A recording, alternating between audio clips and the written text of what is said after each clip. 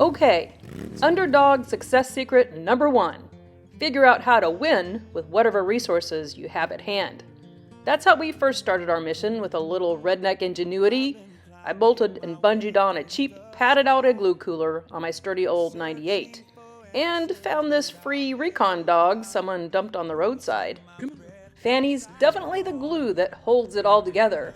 With her gift for finding America's underdogs, we've been practicing up on the back roads the last few years with this crazy setup.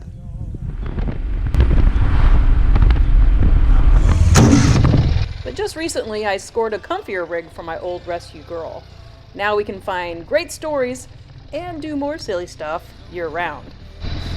Our first quest in our white steed was just up the road in Richland Center, Wisconsin.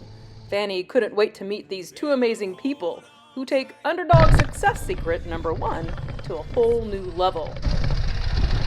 Fanny and I first found Kathy and Dennis through an AirBnB ad. Rustic yurts for rent, proceeds given to a good cause. We were in. We soon found out their mission was very personal. Type was called non-Hodgkin's follicular lymphoma. Dennis built the Airbnb yurts himself. Kathy assisted, maintains, and welcomes guests.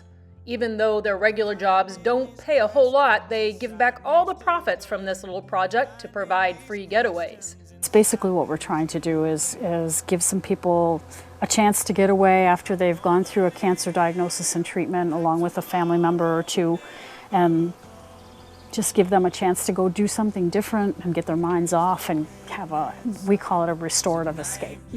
Richland Center is located in the heart of the rolling hills of the driftless region of southwest Wisconsin. The Pine River wanders behind the yurts and is a perfect place to float and relax. But we've found out that most people have a real difficult time with the emotional part of cancer. Just the uncertainty of what's going to happen and what comes next. How long is this going to last? Am I going to get over it? Am I going to even be alive a few years from now? So it's a pretty stressful time. If overcoming heart-wrenching odds with limited resources and strong willpower defines an underdog, well, these two are the real deals. I remember talking with my nurse practitioner about this idea, and I've got goosebumps.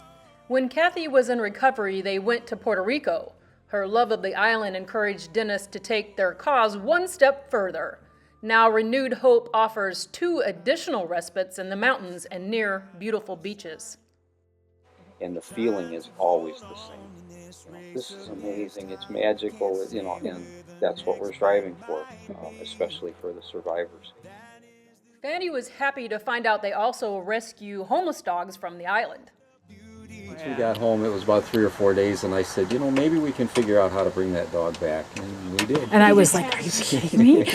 Kathy even rescues washed up beach glass on her visits and makes it into jewelry to further fund their respite trips. That's the one that I have the most of. Both their Wisconsin and Puerto Rico projects have helped many find renewed hope, strengthen family ties, and move forward with their lives.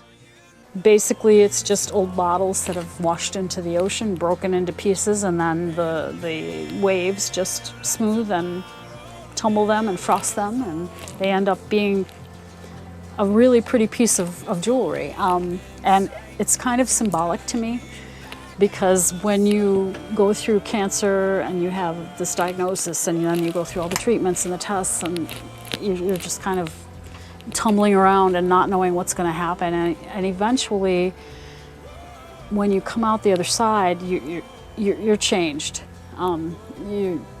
Hopefully for the better. Most people, it depends on your attitude, but most people will come out with a better understanding of, life is short. You need to do something that matters.